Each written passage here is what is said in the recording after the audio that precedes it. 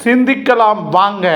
இந்த YouTube channel உங்களுக்கு பிடித்திருந்தால் லைக் செய்யுங்கள், ஷேர் செய்யுங்கள், சப்ஸ்கிரைப் செய்யுங்கள். அடியன் மதுராந்தகத்தை பற்றி சொன்னார்கள். அது வகுளாரண்யம். அதாவது கிழக்கே நமக்கு கிடைத்திருக்கின்ற சிவபெருமான் அவர் வீற்றிருக்கின்ற இடத்திற்கு பெயர் ஸ்வேதாரண்யம். ஸ்வேதம் என்றால் வெண்மை. வெண்மையான வெண்கொக்கு மந்தாரை பூக்கள் அடர்ந்த காட்டில் தோன்றியதனால் அவருக்கு பேர் ஸ்வேதாரண்யர். திரு வெண்காட்டுடையார்.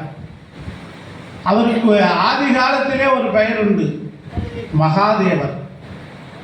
ஆளுடைய பிராட்டியார், கல்வெட்டில் இருக்கிறது. அம்மா பேர் மீனாட்சி அம்மை, ஆனால் அதற்கு முன்னே ஆளுடைய பிராட்டியார் ஸ்ரீ மகாதேவர். மிக பெரிய திருநாமம்.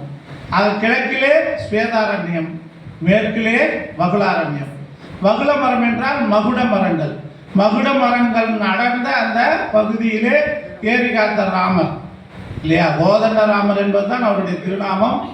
அதற்கு பிறகு ஏரியை காத்த அந்த திருநாமத்தை அடைமொழியாக கொண்டு அவருக்கு ஏரி காத்த ராமர். ஆக சைவமும் வைணவமும் இரண்டு கண்களாக பாவிக்கப்பட்ட ஊர் மதுராந்தகம்.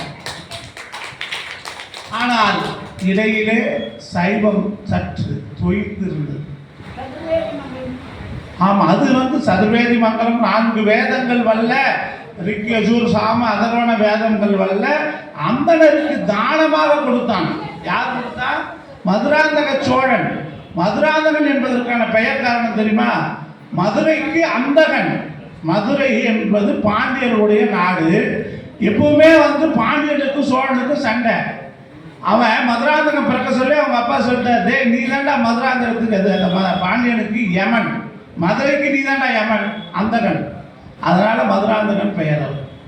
அவன் இறையிலியாக தானமாக பிராமணர்களுக்கு கொடுக்கப்பட்ட ஊர் இந்த மதுராந்தக சதுர்வேதி மங்கலம். 4 வேதங்கள் வல்ல அந்த ரிக் யஜூர் சாம அதர்வண வேதம் படித்த பிராமணர்களுக்கு, அதனால சதுர்வேதி மங்கலம்.